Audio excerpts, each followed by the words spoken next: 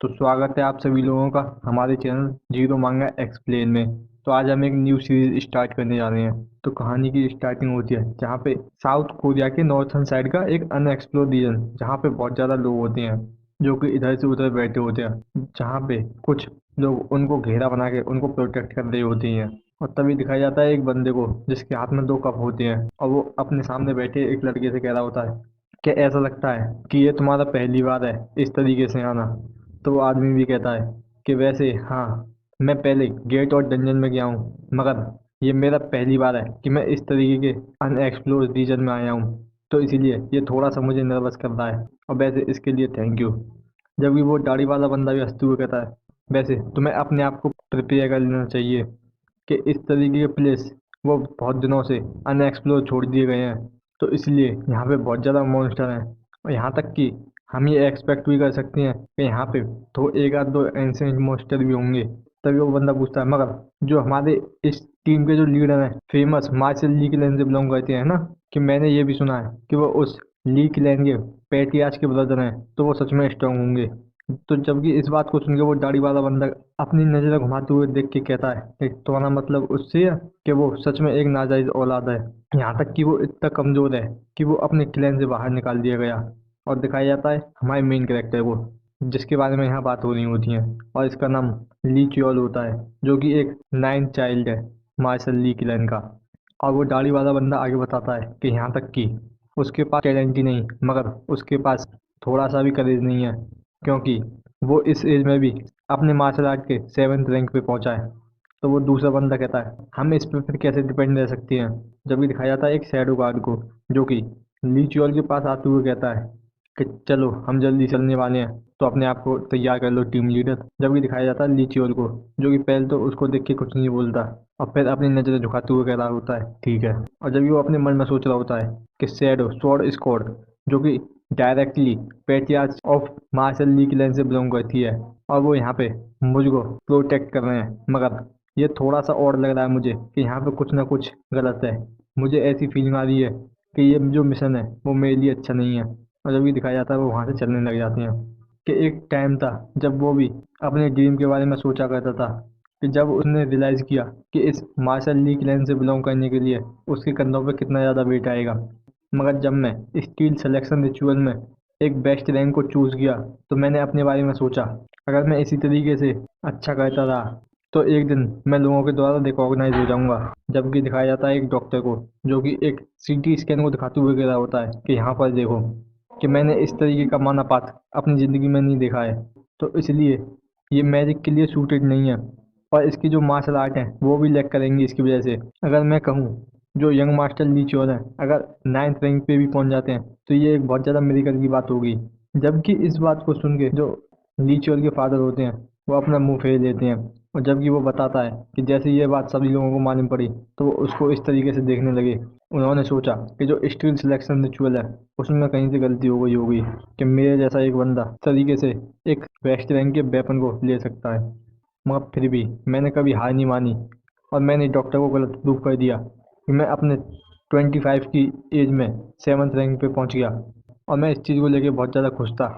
हाँ, माना कि मेरे जो और सिबलिंग्स थे वो पहले ही 7th रैंक पे पहुंच गए थे, मगर मेरी जो ये खुशी थी वो ज़्यादा दिन नहीं चली जब मैं अपनी 30 साल की उम्र में ही मेरी लाइन से निकाल दिया गया। और अगर मेरे बड़े भाई ना होते तो मैं वहाँ मारा ही जाता। और उस दिन के बाद मैं इधर से उधर भटकता रहा। और इस चीज़ को अब 10 साल हो चुके हैं और उसके बाद मुझे मालूम पड़ा कि जो अनएक्सप्लोर्ड रीजन है वो और ज़्यादा बढ़ रही हैं और जो मॉन्स्टर हैं वो और ज़्यादा फ्रीक्वेंटली बाहर आ रहे हैं। और जबकि दिखाया जाता है एक अखबार, जो कि लीचोल के ऊपर आके लगता है। जबकि लीचोल उसे देखते हुए कह रहा होता है कि मेरे फादर जो कि अपने मार्शल आर्ट के पिनिकल पे थे, वो जो कि पेटियास थे उस महान ली क्लैन के, वो मर गए। और तभी दिखाया जाता है एक शैडो गार्ड को, जो कहता है कि यंग मास्टर लीचियोल। और जबकि लीचियोल इन्हें देखते हुए कह रहा होता है शैडो स्वॉर्ड स्क्वाड, और वो उनसे पूछता है कि तुमने मुझे कैसे ढूंढा। जबकि उनमें से एक बंदा अपने हाथ में एक कागज को आगे बढ़ाते हुए कह रहा होता है कि ये तुम्हारे लिए। जबकि लीचियोल भी अपनी सांस छोड़ते हुए कह रहा होता है कि क्या, कि वो मेरे क्वेश्चन को इस तरीके से इग्नोर कर रहे हैं कि ये सब मेरी इस कर्स ब्लड लाइन की वजह से हो रहा है।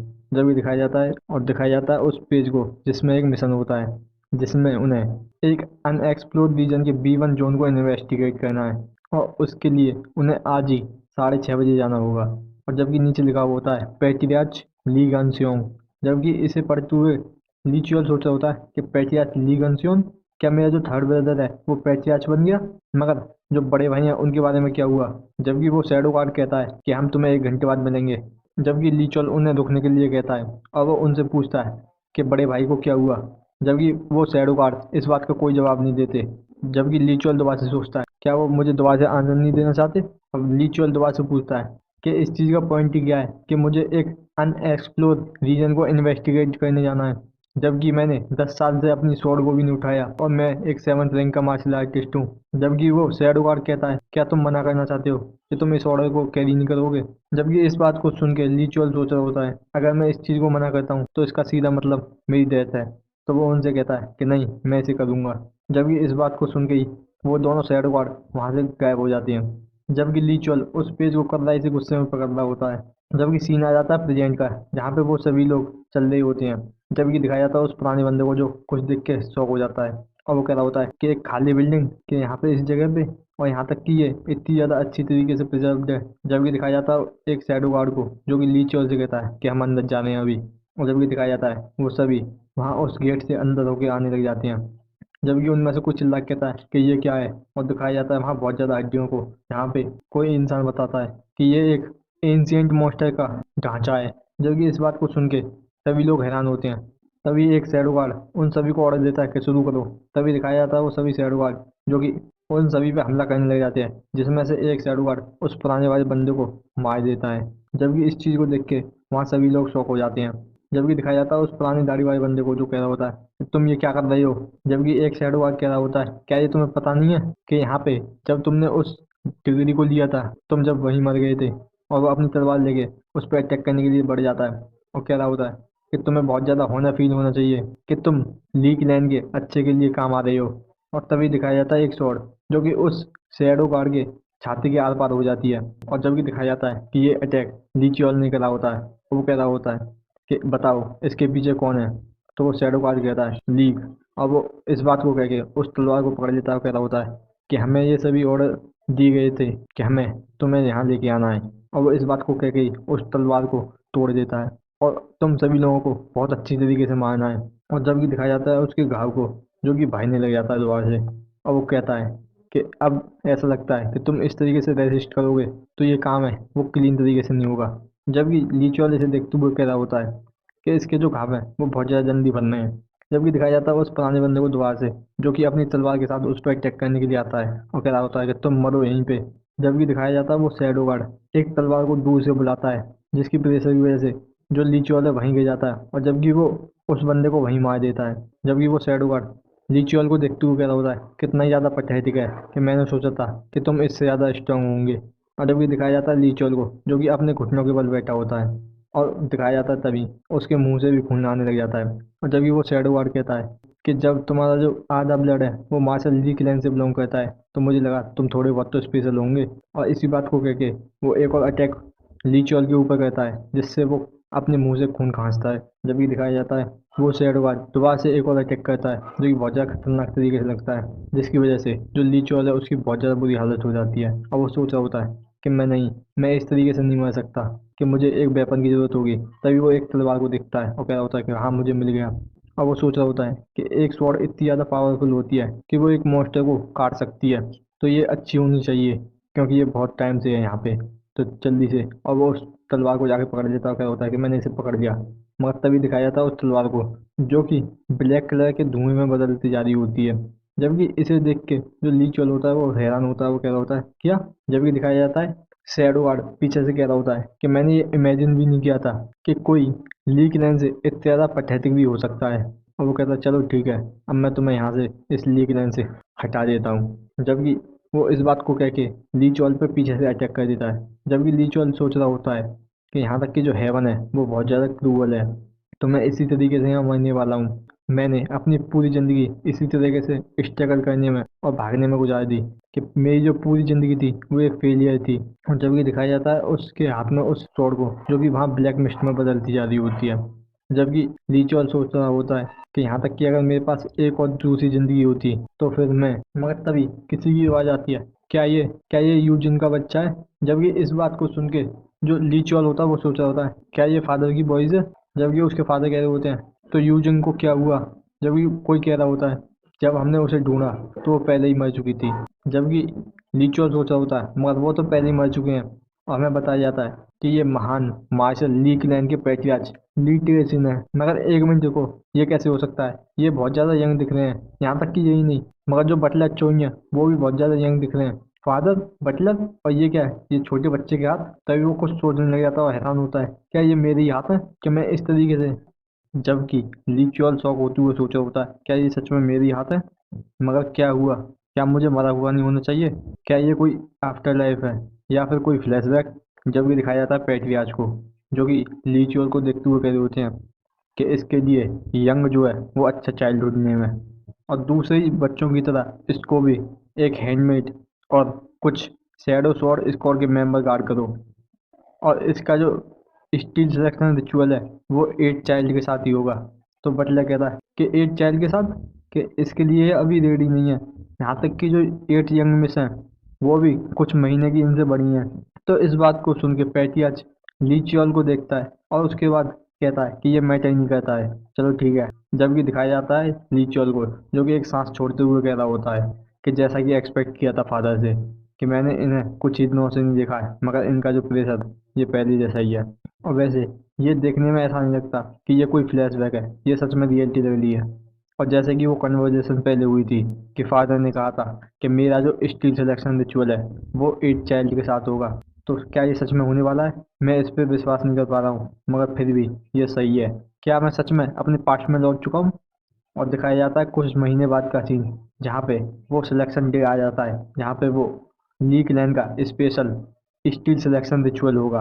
और जो लीग लैंड के चिल्ड्रन हैं वो टैलेंट के हिसाब से ही जो वेपन है इनको खुद से चूज करेंगे। जो फादर थे वो बहुत ज़्यादा ब्लेड्स के द्वारा चुने गए थे और वो इसलिए वो अपनी जनरेशन के बेस्ट स्वॉर्डमैन है। और जो मेरा बड़ा भाई था वो स्वॉर्ड और स्टफ और टॉम्स के द्वारा चुना गया था, इसलिए वो बहुत ज़्यादा मैजिक और स्वॉर्डमैनशिप में अच्छा था। और ये अब मेरी बारी है और ये बहुत ज़्यादा अनकंफर्टेबल है।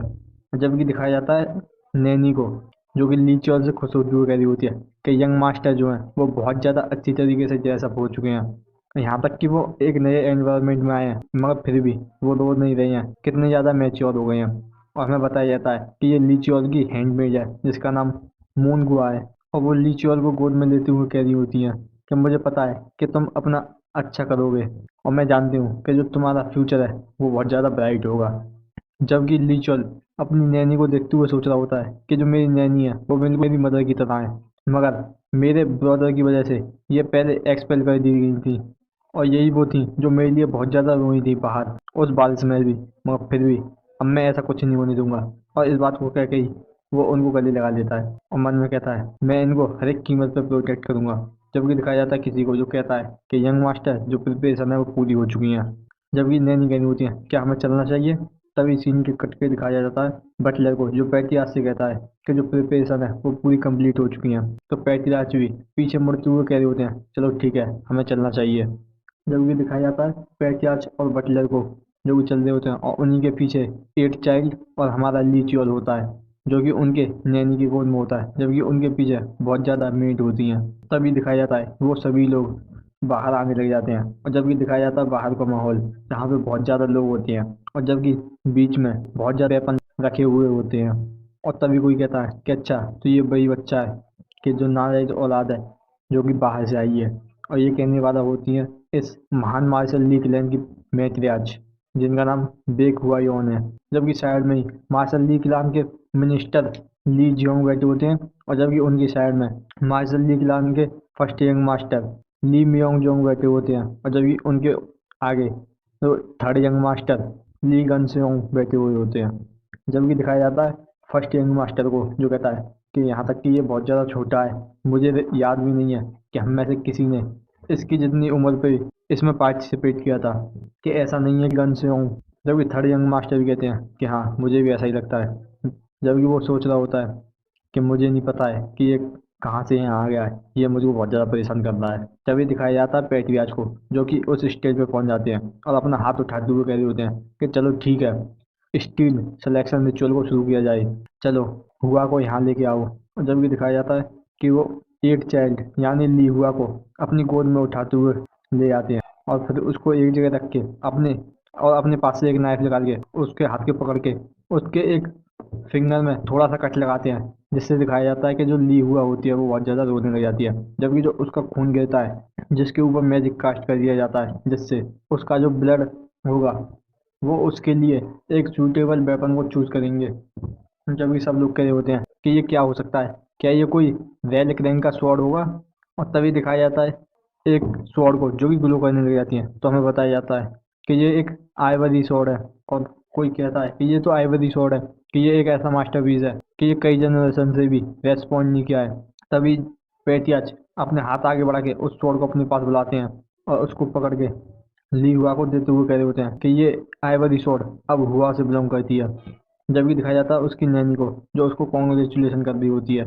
जबकि दिखाया जाता है उसकी मदर को, जो कि खुद भी थैंक यू बोलती है। जबकि पेटियाज कहते हैं कि चलो इसको आगे बढ़ाया जाए, कि यंग के रिचुअल के लिए उसको आगे लेके आओ। जबकि सब लोग बात करने लग जाते हैं, क्या वो सच में वही है कि वो नाजायज संतान जो बाहर से आई है। जबकि कोई कहता है कि इस जैसा बास्टर इस पार्टिसिपेट में अलाउ भी कैसे है। जबकि दिखाया जाता है पेटियाज को, जो कि रिचुअल को गोद में उठा के वहाँ बैठा देते हैं। फिर पेटियाज उसके भी फिंगर में थोड़ा सा कट लगाते हैं, जिससे दिखाया जाता है कि जो रिचुअल होता है वो वहाँ पे होता नहीं है। जिससे पेटियाज कहते हैं कि मुझे तुम पे प्राउड है। जबकि लीगल सोच रहा होता है तो अच्छा क्या में आई गया कि मेरी पिछली ज़िंदगी में मुझे एक हेवन रैंक की स्वॉर्ड ने सिलेक्ट किया था, और ऐसे ही अब मुझे नहीं पता है क्या होने वाला है अब। जब भी दिखाया जाता है उसका भी खून उस जगह पे जाके गिरता है। और जब भी दिखाया जाता है ली किलान के मिनिस्टर को, जो कह रहा होता है कि यही है जो मेरे ब्रदर का हिडन सन है। और जबकि ऐसा देखने में लगता है कि इसका जो मूड है वो इस चीज़ को लेके बहुत ज़्यादा गुस्से में है। ऐसा होना नेचुरल भी है, मगर मगर इसके लिए ये बहुत ज़्यादा हार्ड होगा इस तरह की ज़िंदगी को जीना। जबकि दिखाया जाता है ली क्लैन के हेड एल्डर को, जो कि ली क्लैन के मिनिस्टर से कह रही होती हैं कि ऐसा लगता है तुम्हें इस नाजायज़ बच्चे में बहुत ज़्यादा इंटरेस्ट आ रहा है। जबकि वो मिनिस्टर सोच रहा होता है कि ये बिल्कुल क्लोज माइंडेड का ओल्ड मैन है। और जबकि वो कहता है कि मैं हेड एल्डर को ग्रीट करता हूँ, और वो सोच रहा होता है कि मैं इसको महसूस भी नहीं कर पाया। और जबकि वो हेड एल्डर कहता है कि यही वो बच्चा है जिसको पेटियाज लेके आए हैं, तो मिनिस्टर कहता है हाँ, कि जो शैडो स्वॉर्ड स्क्वाड है उन्होंने इसे डिस्कवर किया और इसको लेके आ गए। तो हेड एल्डर कहता है अच्छा, कि मुझे नहीं पता है कि जो पेटियाज है वो क्या सोच रहे हैं इस जैसे बास्टर्ड चाइल्ड को यहाँ लेके आ गए इस स्टील सिलेक्शन रिचुअल में पार्टिसिपेट कराने के लिए। क्या ये तुमने भी एक्सपीरियंस नहीं किया है पहले, कि जो स्टील सिलेक्शन रिचुअल है वो नाजायज बच्चों के लिए किसी काम का नहीं है। तुम क्या कहते हो इस बात को। जबकि इस बात को सुन के जो मिनिस्टर होता है वो कह रहा होता है कि तुमने क्या कहा। तो हेड एल्डर अपना मुंह बनाते हुए कह रहा होता है कि मुझे माफ़ करना, जो स्टोरी है तुम्हारी कि एक नाजायज संतान की, कि वो कैसे फेल हो गया अपने एक सिंगल वेपन को पाने में, क्या ये फेमस नहीं है। जबकि इस बात को सुन के जो मिनिस्टर होता है वो बहुत ज़्यादा गुस्सा करता होता है। जबकि हेड एल्डर कहता है कि वैसे भी एंड में एक ऐसा बास्टर चाइल्ड ही रहेगा, कि इसको अपनी जगह पता होनी चाहिए। जबकि दिखाया जाता है उस लीगलैंड के मिनिस्टर को, जो गुस्सा करते हुए कह रहा होता है कि तुमने बहुत ज़्यादा कह दिया, कि मैं इसको और ज़्यादा नहीं चाहूँगा। और तभी दिखाया जाता है वो दोनों ही हैरान हो जाते हैं। जबकि वो इतने ज़्यादा हैरान हो जाते हैं कि हेड एल्डर कहता है कि ये कैसे हो सकता है। जबकि लीगलैंड का मिनिस्टर भी सोच रहा होता है कि ये कैसे ही संभव है। जबकि वो बहुत ज़्यादा खुश होकर इस बात को सोच रहा होता है, और वो कहता है क्या मैं अपनी आंखों से इन सभी चीज़ों को सही देख रहा हूँ, मगर फिर भी मुझे इस पे विश्वास नहीं हो रहा। जबकि दिखाया जाता है उस जगह पे बहुत ज़्यादा रोशनी हो जाती है उस मैजिक की वजह से, कि हमें बताया जाता है एक master work sanguine spirit sphere, और master work iron willed blade, और रेलिक डिवाइन स्वॉर्ड मेनू, और एक relic divine crossbow responsive dragon. और जब भी कोई कहता है कि ये इम्पॉसिबल है, ऐसा संभव ही नहीं हो सकता, यहाँ तक कि जो सभी वेपन जो पहले से ही अपने ओनर को पा चुके हैं वो भी इसके लिए रेस्पॉन्स कर रहे हैं, कि ये किस तरीके से हो सकता है। जब भी दिखाया जाता है फर्स्ट यंग मास्टर को, जो अपने वेपन को देखते हुए कह रहा होता है कि ये संभव भी कैसे है। जब भी वो थर्ड यंग मास्टर से कहता है कामजोंग, क्या तुम इस पर बिलीव कर सकते हो कि हमारा जो सबसे छोटा ब्रदर है वो इतना ज़्यादा टैलेंटेड है इस चीज़ में। जबकि गामचोंग भी कहता है कि ऐसा ही लगता है। जबकि दिखाया जाता है वहाँ सभी लोगों को जो कि वहाँ देखने आए होते हैं वो कह रहे होते हैं कि ऐसा लगता है कि इसमें कुछ गड़बड़ है। कि इस तरीके का नाजायज बच्चा वो कैसे इस तरीके का कैपेबल काम कर सकता है, कि ऐसा लगता है कि इस रिचुअल में थोड़ी सी गलती हो गई है। जबकि दिखाया जाता है पैट्रियार्च को, जो कहते हैं साइलेंस। जबकि दिखाया जाता है इस बात को ही सुन के सभी लोग वहाँ चुप हो जाते हैं और वो कह रहे होते हैं जैसे कि हमारे क्लैन का लॉ है, जो सभी वेपन जो कि किसी को चूज करते हैं तो वो उसी से बिलोंग करते हैं। मगर ये सिचुएशन इतनी भी ज़्यादा सिंपल नहीं है, तो मैं इस चीज़ में सजेशन मांगना चाहूँगा। तो दिखाया जाता है किसी के हाथ को, जो कहता है कि मेरे पास सजेशन है। जब भी दिखाया जाता है वो कह रहा होता है, कहते हैं हाँ बताओ तुम्हारा क्या आइडिया है मिनिस्टर। यहाँ तक कि ये हमारे क्लैन का लॉ है कि जो भी वेपन किसी को चुनेगा तो उससे बिलोंग करेगा। अगर हम इससे पीछे जाते हैं तो इसका मतलब हम अपने स्टील सिलेक्शन रिचुअल को कोई मायने नहीं देते। और जबकि जो हमारा ये रिचुअल है वो बहुत सारे जनरेशन से चलता हुआ आ रहा है। अगर कैसा रहेगा अगर हम इस चाइल्ड से ही कहें अपने लिए एक सिंगल वेपन को चूज कर सकता है। तो इस बात को सुन के पैटी आज कहते हैं ये इतना भी बुरा नहीं था, और वो एक चुटकी बजाती हैं, जिसकी वजह से जो सभी वेपन वहाँ रेस्पॉन्स कर रहे होते हैं वो उन्हें पास ले आते हैं और कह रहे होते हैं कि मैं तुम्हारा सजेशन दूंगा।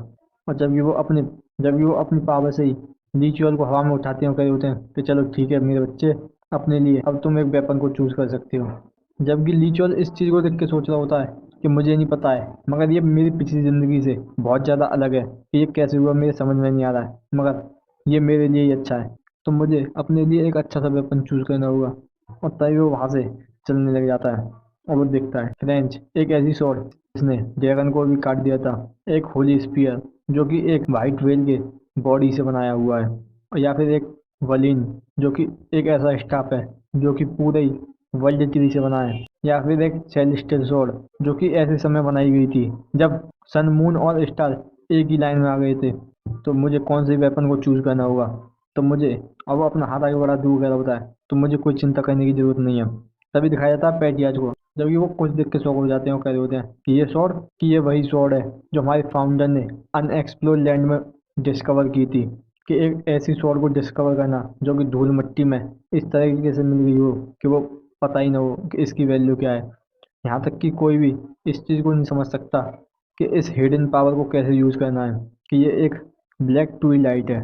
जबकि दिखाया जाता है लीचल को, जो कि उस तलवार के पास पहुंच के उसको पकड़ लेता है।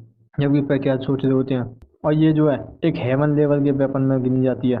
कि इसकी एबिलिटी के बारे में हमें अभी भी नहीं पता है, मगर फिर भी हम इसे हेवन लेवल के वेपन को रूप में मानते हैं। तो इसीलिए हमने ये हेवन लेवल के वेपन के साथ रख दिया है, क्योंकि ये हमारे फाउंडर के रिलेशन का सिंबल है। यहाँ तक कि मेरे किसी भी सिंगल एंसेस्टर ने फाउंडर के बाद इसको इसको सिलेक्ट नहीं कर पाया, मगर देखने से ऐसा लगता है कि ये इस छोटे से बच्चे के लिए कोई मीनिंगलेस चॉइस है।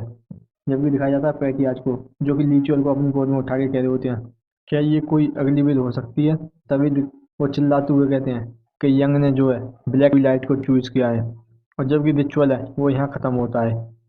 जबकि दिखाया जाता है मैटियाज को, जो कहनी होती है कि लियंग एक नाजायज बच्चा, अगर ये हमारे रास्ते में आता है तो मेरे पास कोई भी चॉइस नहीं होगी इसको हटाने के अलावा।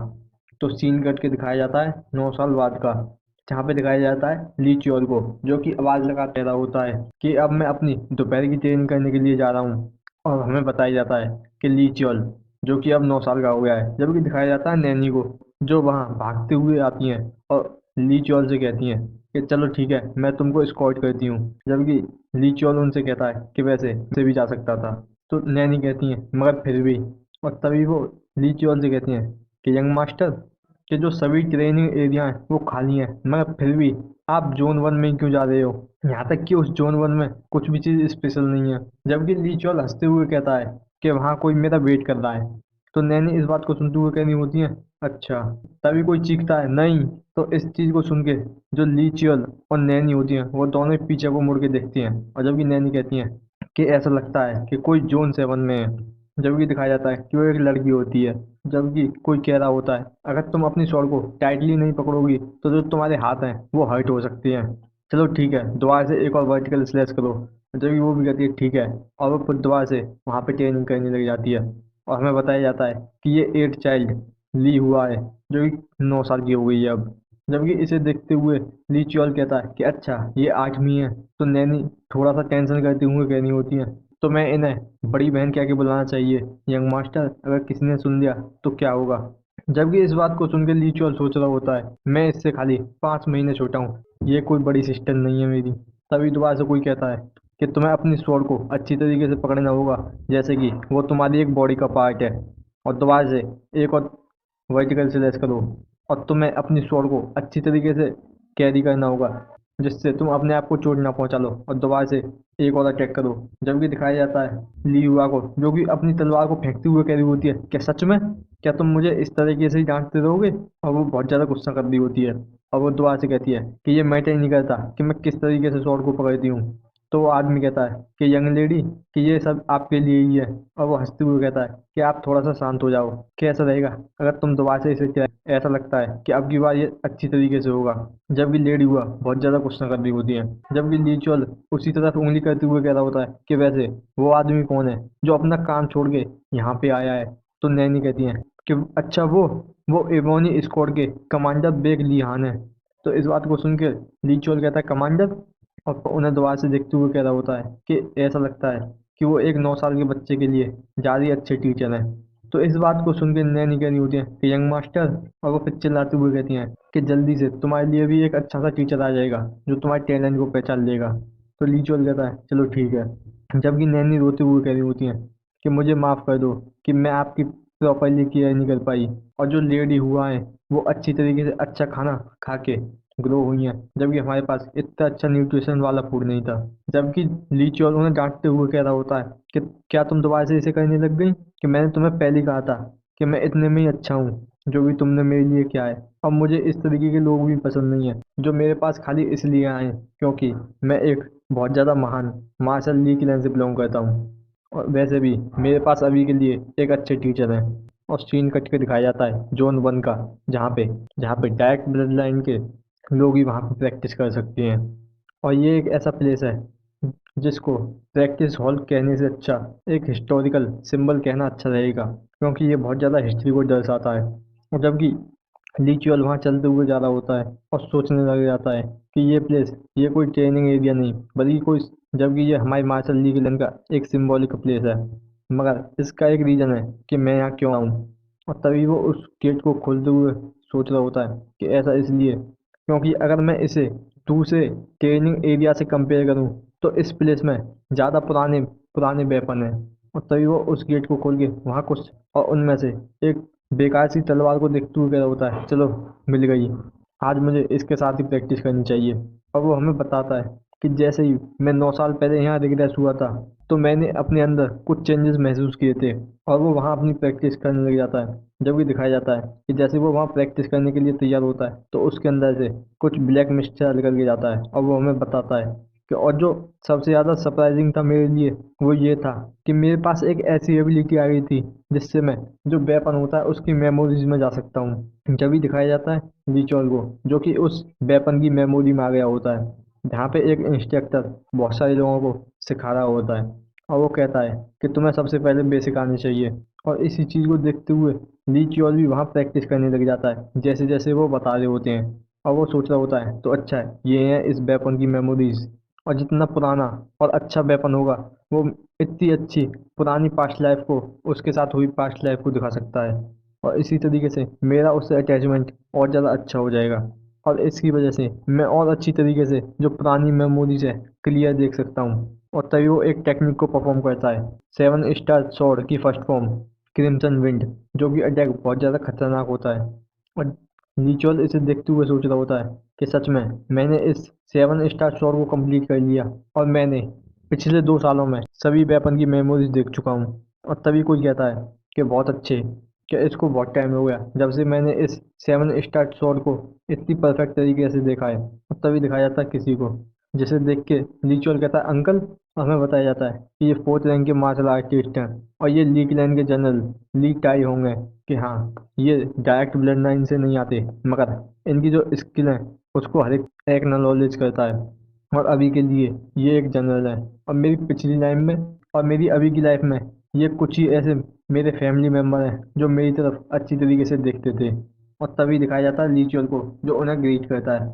जबकि जनरल ताइवांग उसके सिर को सहलाते हुए कह रहे होते हैं कि तुम्हें इतना ज़्यादा भी फॉर्मल होने की जरूरत नहीं है, कि मैं तुम पर प्राउड करता हूँ कि तुम रोज ही नहीं इस ट्रेनिंग हॉल में आते हो, और मैं रोज ही तुम्हें देखता हूँ जब मैं अपने काम के लिए जाता हूँ और काम से लौट के आता हूँ। और ये तुम्हारे लिए बहुत ज़्यादा टफ होगा कि किस तरीके से तुम्हारे अगेंस्ट तुम्हारे भाई बहन इतने ज़्यादा डिस्क्रिमिनेशन करती हैं, मगर मैं ये होप करता हूँ कि तुम इसे ओवरकम कर लोगे।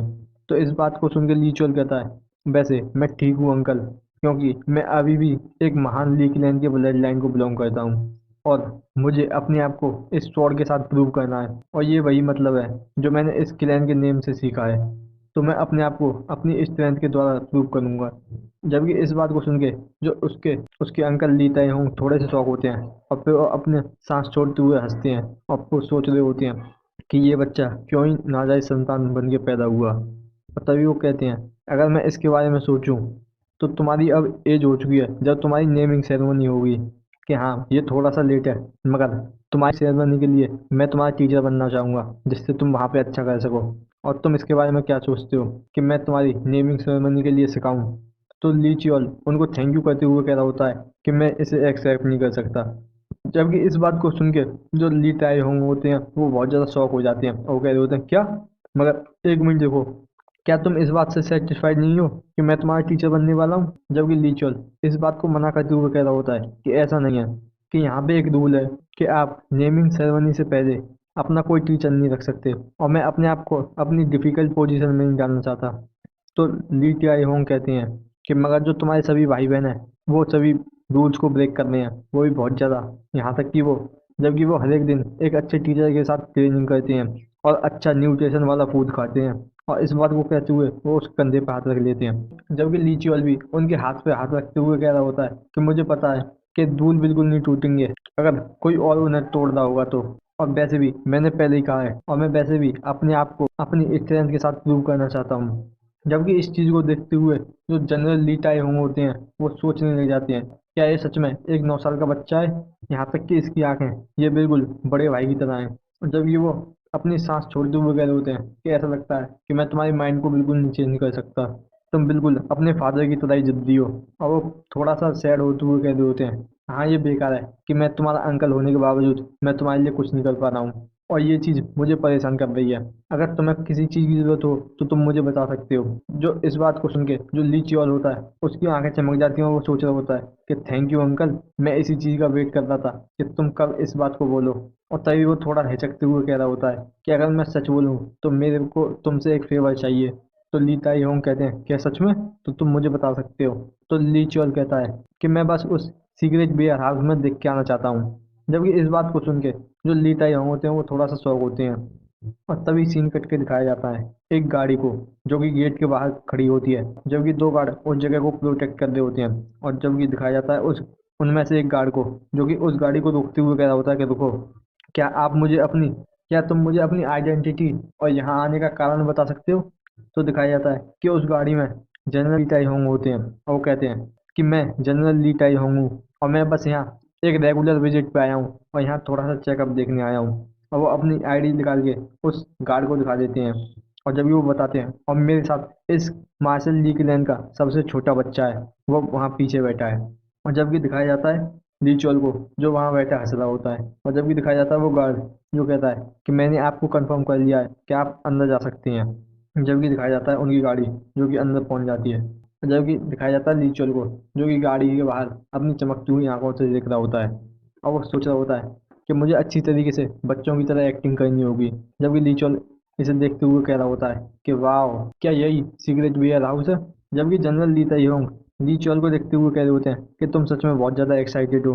तो ली चॉल भी हंसते हुए कहता है कि हाँ बिल्कुल, क्योंकि ये सीक्रेट वेयर हाउस है जहाँ पे हमारे फैमिली के सबसे ज़्यादा ग्रेटेस्ट ट्रेजर यहाँ पे स्टोर हैं, और वैसे भी मैं यहाँ इसलिए इतने ज़्यादा खुश हूँ कि मैं यहाँ उस आइटम को देख सकता हूँ जिसके लिए मैं यहाँ आया हूँ।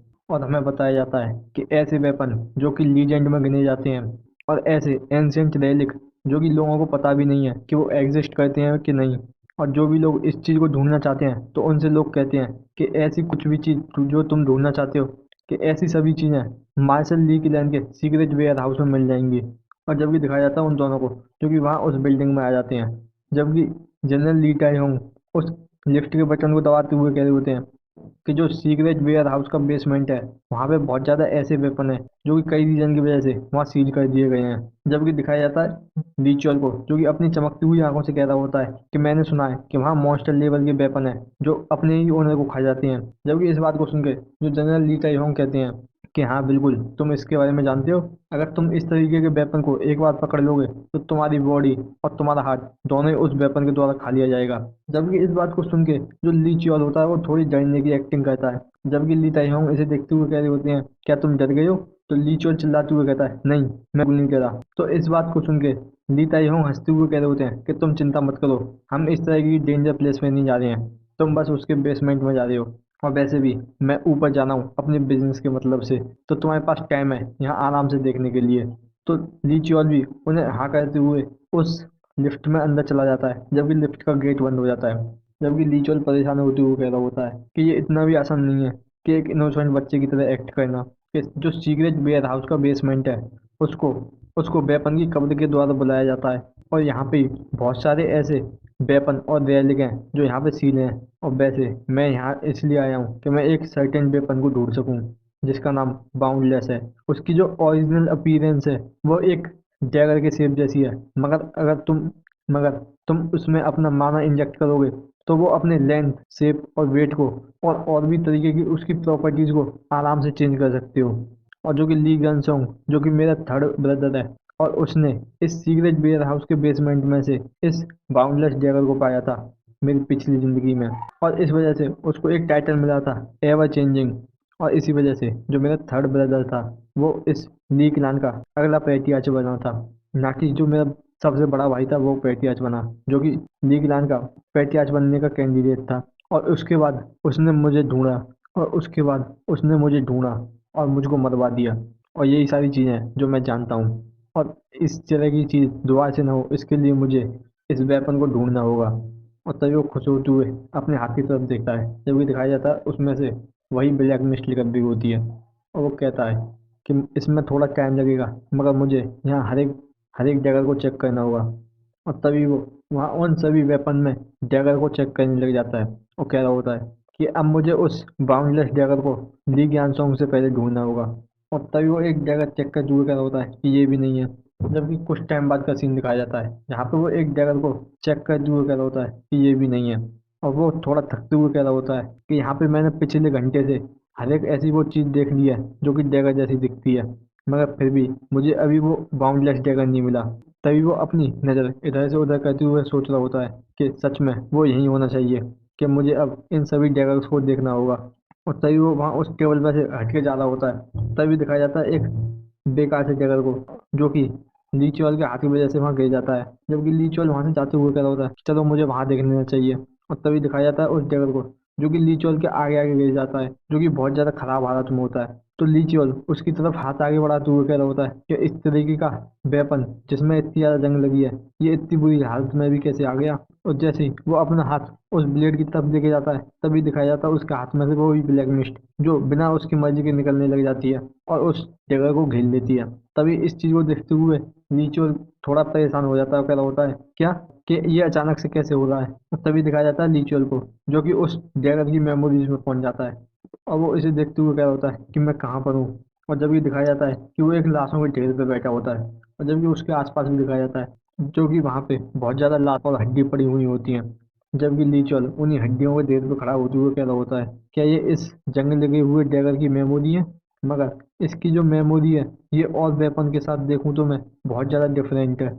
और इससे ऐसा महसूस हो रहा है कि ये बहुत ज़्यादा क्लियर है, जैसे कि मैं इसी प्लेस पे एग्जिस्ट करता हूँ। तभी उसके ऊपर प्रेशर पड़ने लग जाता है, तो इस चीज़ को देख के वो बहुत ज़्यादा शौक होता है और तभी वो पीछे घूम के देखने लग जाता है और दिखाया जाता है कि एक बहुत ज़्यादा खतरनाक सा मॉन्स्टर।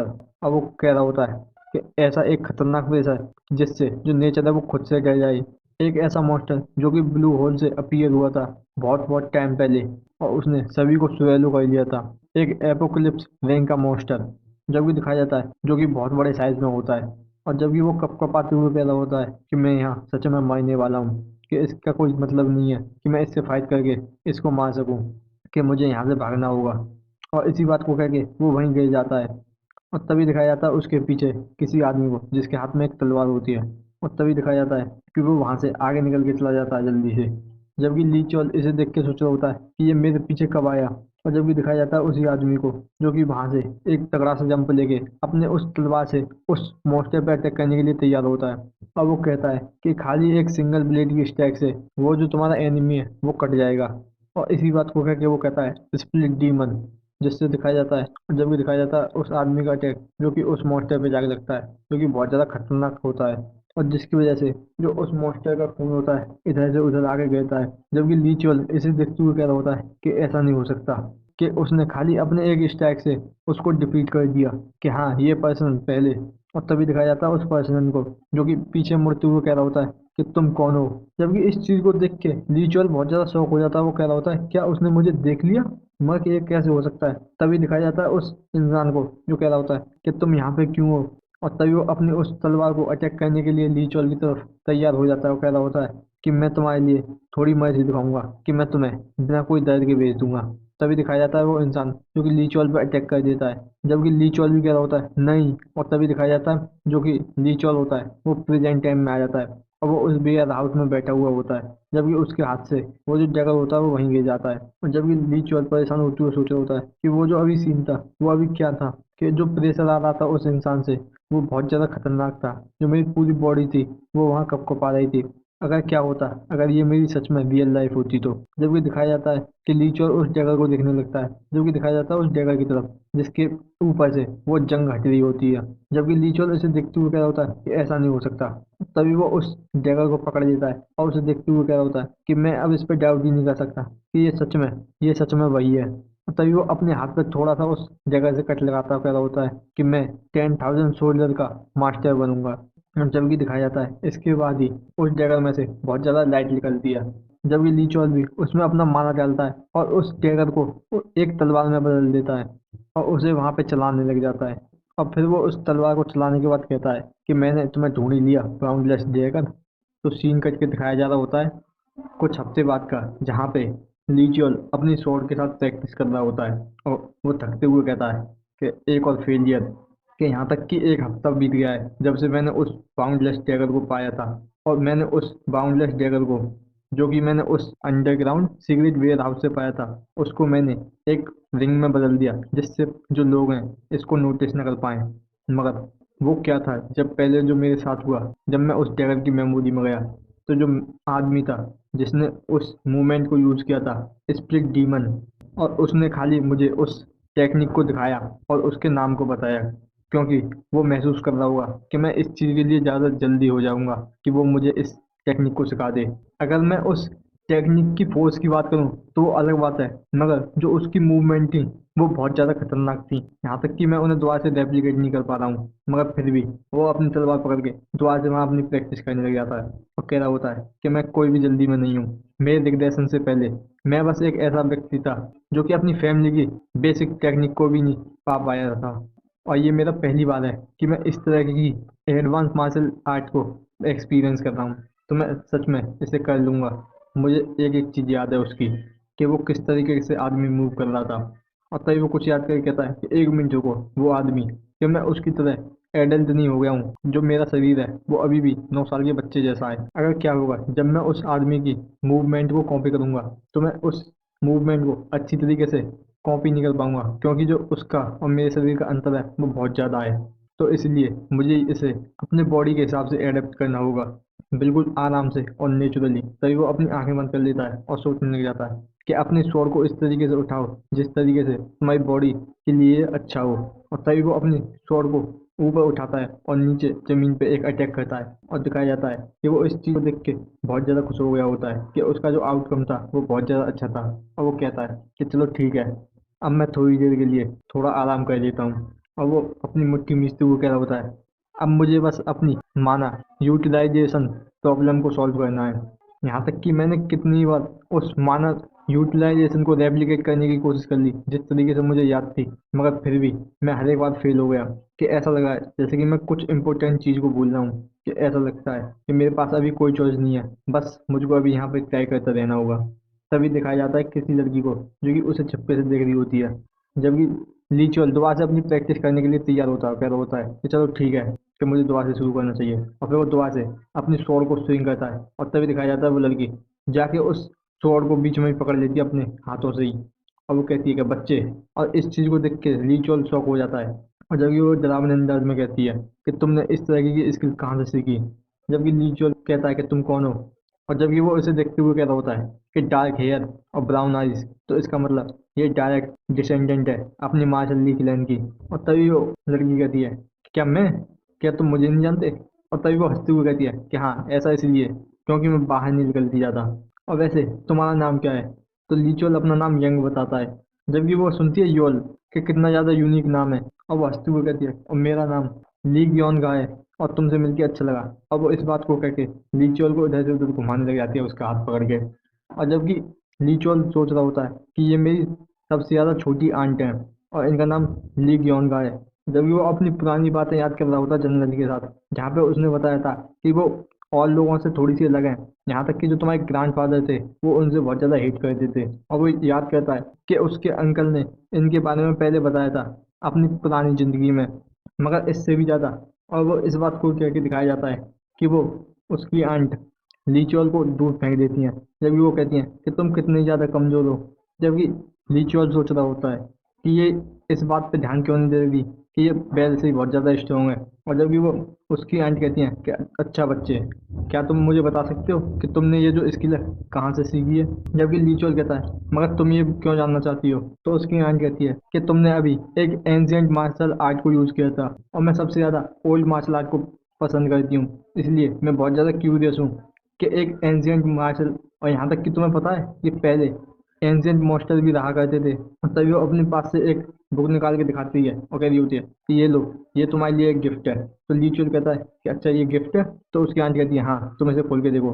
तो लीचुअल उसे पढ़ने लग जाता है और कह रहा होता है कि ये पढ़ने में थोड़ा सा हार्ड है, क्योंकि इसकी जो हैंड राइटिंग है वो थोड़ी सी बेकार है, मगर ये एक माना टेक्निक है। और यहाँ तक कि नहीं, इसमें मार्शल आर्ट के बारे में भी बहुत है, और यहाँ तक कि ये बहुत ज़्यादा हाई लेवल की है, इसलिए इसको अंडरस्टैंड करना इतने ज़्यादा भी आसान नहीं है। यहाँ तक कि जो रूमर है मेरी आंट के बारे में वो सभी सही नहीं हो सकते। और तभी वो कुछ देखते हुए कह रहा होता है कि वो ये क्या है? जबकि उसकी आंट खुश होते हुए कहती हैं कि अच्छा ये, कि ये ओल्ड माना टेक्निक है, और इसमें तुम अपने माना पाथ को एज अ बेसिक लेके चलते हो, जब पुराने समय में खाली माना पाथ को यूज किया जाता था, ना कि कोई माना सर्कल को। अब की जो मॉडर्न टेक्निक है ये तुम्हारे माना को तुम्हारे हार्ट में स्टोर करती हैं। तो क्या ये सही रहेगा कि हम अपनी पुरानी माना टेक्निक को कबाड़ी की तरह माने? जबकि लिचुअल इस बात को सुन के सोच रहा होता है कि मैंने इसके बारे में कभी नहीं सुना है। जबकि उसकी आंटी कहती हैं यहाँ तक कि जो माना टेक्निक से पास्ट की वो अभी से भी अच्छी हो सकती हैं। तो इसलिए यहाँ पे कुछ रिकॉर्ड हैं जिन्हें मैं देख रही हूँ, और इसमें एम्पलीफिकेशन और ट्रांसफॉर्मेशन टेक्निक्स हैं। रिचुअल सोचता है कि बाउंडलेस माना टेक्निक। तभी वो वहां से भाग के जाते हुए कह रहा होता है कि एक मिनट रुको आंट। जबकि इस चीज को देख के उसकी आंट की कुछ समझ में नहीं आता, और वो कह रहे होते हैं कि तुम कहाँ जा रहे हो? तभी दिखाया जाता है रिचुअल को, जो अपनी स्वord को दोबारा से पकड़ के सोचने लग जाता है कि अपने मैजिक सर्कल से पूरे माना को अपनी एंटायर बॉडी में फैलाओ, मगर उसको वापस मंदिर आने दो, और उसको वहीं यूटिलाइज करो उन माना पार्ट्स में। यही है माना यूटिलाइजेशन टेक्निक, जो कि उस आदमी ने यूज करी थी जो मैं समझ नहीं पाया था। और तभी वो उस अटैक को दोबारा से करने की कोशिश करता है और कहता होता है कि ये सच में वर्क करेगा। और तभी दिखाया जाता है वो दोबारा से उसी अटैक को करने की कोशिश करता है, जबकि दिखाया जाता है कि उसका अटैक जो कि बहुत ज़्यादा खतरनाक होता है। जबकि इस चीज़ को देख के लीचुअल शॉक होता है, मगर जो उसके पीछे जो आंट खड़ी होती हैं वो बहुत ज़्यादा शॉक होती हैं। और जबकि लीचुअल उसे देख के खुश होते हुए कह रहा होता है कि आखिरकार मैंने ये कर लिया, कि ये सच में मेरी सक्सेस है। जबकि दिखाया जाता है उसकी आंट को, जो उसको भागते हुए आके उसको पकड़ लेती हैं और उसको कंधे को हिलाते हुए कह रही होती हैं क्या, कि ये सच में एम्पलीफिकेशन टेक्निक थी ना? तो लीचुअल अपना सर घुमाते हुए कह रहा होता है कि हाँ। तो उसकी आंटी कहती है मगर ये तुमने कैसे की?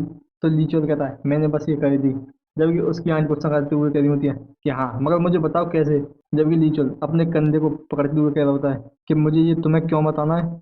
जबकि उसकी आंट जोर से कहनी होती है कि तुमने ये सब चीज़ उस नोटबुक से सीख ली जो कि मैंने तुम्हें दी थी, और यहाँ तक कि वो मैंने नोटबुक कई बार पढ़ी है, और मैं इस चीज़ को पिछले 10 साल से देख रही थी कि मैं उसको कैसे यूज़ कर सकती हूँ, और इसकी वजह से यहाँ तक कि मैं बाहर निकाल दी गई। तो प्लीज़ कि तुम मुझे बताओ कि इसके लिए मुझे क्या करना होगा, कि तुम मुझे उसे बता दो। जबकि इस बात को सुन के लीचुअल पहले तो थोड़ा शांत रहता है, और फिर कहता है कि चलो ठीक है, मुझसे 3 प्रॉमिस करो। तो उसकी आंट पूछती है और बताओ वो क्या है? तो लीचुअल बताओ कि पहला, कि मेरे बारे में किसी और के साथ बात मत करो, यहाँ तक कि जब तक मैं परमिशन न दे दूँ तुम इसे मेरे बड़े भाई और फादर के साथ भी नहीं कह सकती। तो आंट कंफ्यूजन में पूछती हैं, मगर क्यों? तो लीचोल कहता है कि मुझे ये पसंद नहीं है कि कोई भी मेरे बारे में बात करे। जबकि उसकी आंट भी थोड़ा सा सैड होती हुए कह रही होती है कि हाँ, ऐसा ही मेरे लिए भी। जबकि लीचोल ने देखते हुए कह रहा होता है कि ये थोड़ा सा दुखी हो गई। और तभी वो कहता है, और दूसरी, कि मुझसे कोई भी झूठ मत बोलो कि हमको एक दूसरे के साथ टेस्ट से बात करनी चाहिए। तो उसकी आंट कहती है कि हाँ, मैं सच ही बोलूंगी। इस बात को सुन के अपने सर को पकड़ लेती हैं। चलो अब मुझे बताओ कि तुम्हारा लास्ट प्रॉमिस क्या चाहते हो? लीचोल कहता है, और आखिरी। और यहीं पे हमारा सीन कट जाता है और हमें इसके बाद दिखाया जाता है 1 साल बाद का सीन, जहाँ पे नैनी भागते हुए आ रही होती हैं और वो कहती हैं कि यंग मास्टर। जबकि दिखाया जाता है लीचोल को, जो कि अपनी स्वॉर्ड की प्रैक्टिस कर रहा होता है। जबकि दिखाया जा रहा होता है उसी के पीछे उसकी आंट को। तो लीचोल पूछता है कि नैनी, तुम यहाँ क्यों आई हो? तो वो हड़बड़ी में कहनी होती है कि तुम इसे देख सकते हो। जबकि वो एक लेटर को लीचोल को दे देती हैं। जबकि लीचोल इसे खोलने लग जाता है। तो इस चीज़ को देख के तो उसकी आंट पूछ रही होती है कि ये क्या है। जबकि लीचोल कह रहा होता है कि आखिरकार, और दिखाया जाता है कि वो एक समन लेटर होता है जिसमें उसे नेमिंग सेरेमनी के लिए बुलाया गया होता है। जबकि वहाँ नीचे दिखाया जाता है कि ये लेटर प्रॉक्सी पैट्रियार्च ली म्योंग जन के द्वारा भेजा गया होता है। जबकि लीचोल इसे देखो कह रहा होता है कि एक समन और नेमिंग सेरेमनी के लिए। और वो कहता है कि एक प्रॉक्सी पैट्रियार्च, क्या अभी फादर घर पे नहीं है? मैंने ये कभी नहीं सुना था कि वो यहाँ नहीं थे। जबकि दिखाया जाता है उसकी आंट को, जो कि गुस्सा करते हुए कह रही होती है, नेमिंग सेरेमनी। जबकि वो अपना सर पकड़ के वहाँ गुस्सा कर रही होती हैं। जबकि दिखाया जाता है लीचोल को, जो पूछता है कि तुम्हारे साथ क्या गलत है। तो इस बात को सुन के उसकी आंट कहनी होती हैं कि आखिरकार ये बंद हो जाएगा मुझे, जबकि तुमको और ज़्यादा गाइड करना था और तुम्हें यहाँ पे थोड़ी देर और रुकना चाहिए, जिससे तो तुम उस नेमिंग सेरेमनी में मत जाओ। जबकि हमें बताया जाता है कि उसकी आंट के साथ डील को 1 साल हो गया, और जहाँ पे वो इस समय माना टेक्निक्स पे रिसर्च कर रहे थे। मॉडर्न माना टेक्निक, जिसमें तुम्हारे माना सर्कल को एक कोई की तरह देखा जाता है। जबकि दूसरी तरफ एंशियंट माना टेक्निक, जिसमें तुम्हारे माना पाथ को कोई की तरह देखा जाता है। इसीलिए हम इन दोनों माना टेक्निक्स को एक में ही कंबाइन करना चाहते थे। आंट ग्योन गाएं कि उनका यही ड्रीम है कि वो इन दोनों टेक्निक्स को एक में करना चाहती हैं, कि माना को पूरे शरीर में एक्यूमुलेट करना। जबकि उसकी आंट कहती हैं, क्या तुम सच में वहाँ पे जाओगे? और जबकि वो इन सारी रिसर्च की वजह से अपने माना को अच्छी तरीके से यूटिलाइज कर सकता है, जो उसकी एज के बच्चे हैं उनसे अच्छा। जबकि उसकी आंट करी होती है, क्या तुम वहाँ जाने से मना नहीं कर सकते कि मैं सच में उस माना टेक्निक पे और ज़्यादा स्टडी करना चाहूँगी, कि ये बहुत ज़्यादा फन है इसमें। और वो इस बात को कह के बहुत ज़्यादा उदास हो जाती है। जबकि रिचुअल कहता है कि तुम्हें पता है कि मुझे वहाँ जाना होगा। और वो कहता है कि तुम चिंता मत करो, कि इतना ज़्यादा लंबा समय भी नहीं होगा, कि हम अपना काम जल्दी कंटिन्यू करेंगे। जबकि इस चीज़ को सुन के जो उसकी आंट होती है वो शौक होती हैं। तो उसकी आंट कहती हैं, मगर कैसे?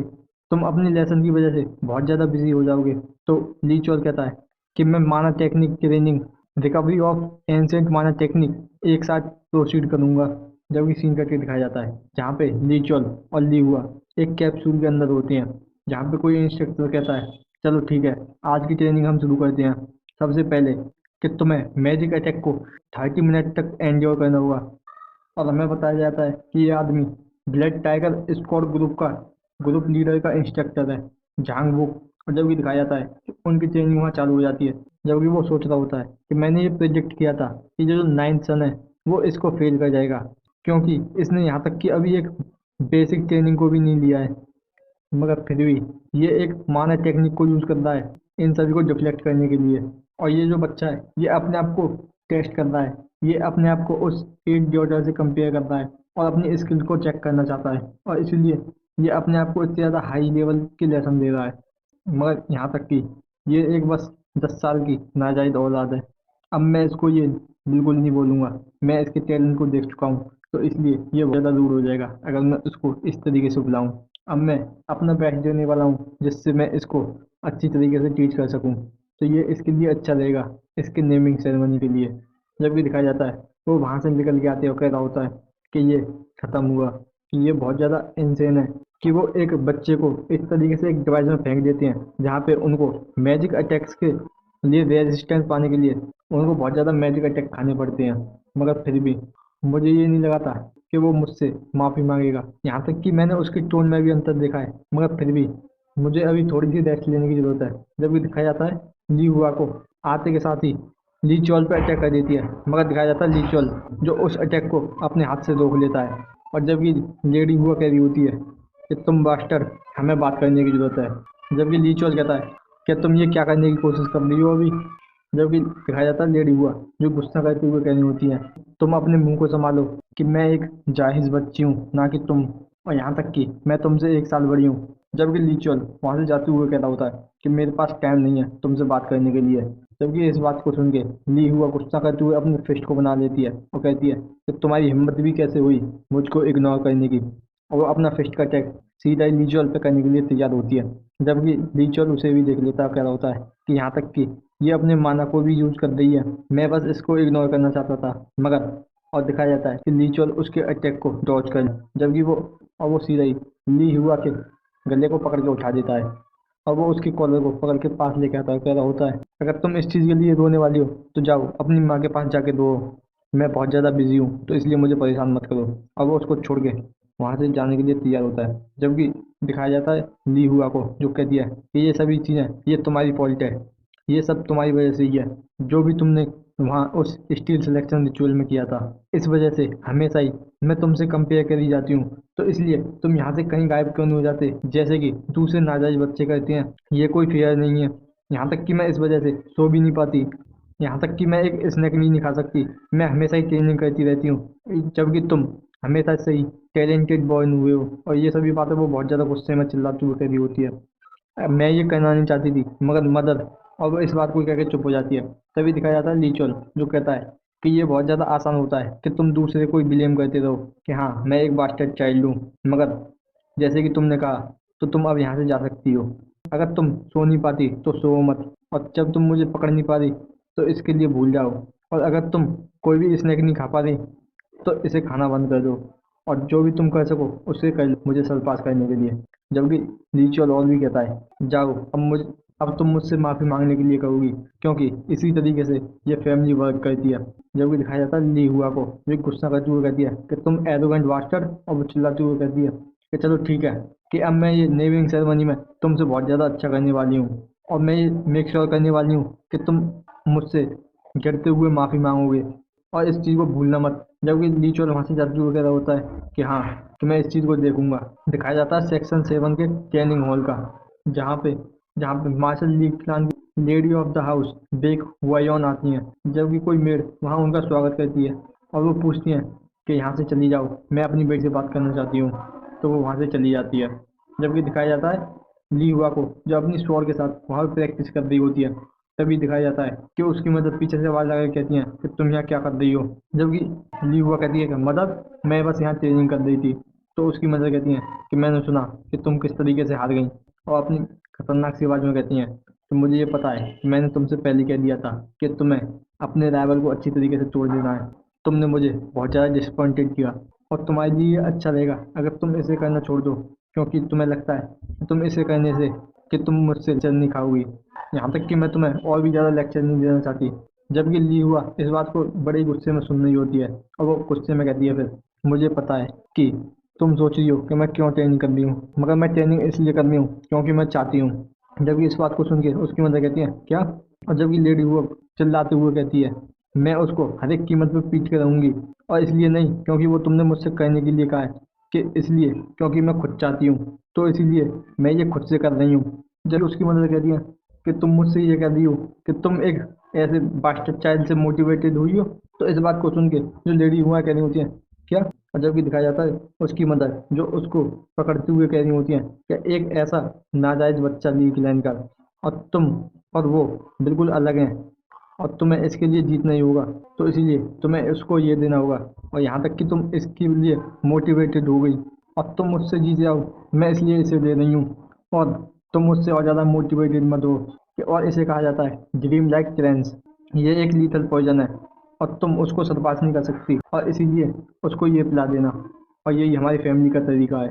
और वहाँ से चली जाती हैं, और यहीं पे हमारा ये एपिसोड ख़त्म होता है।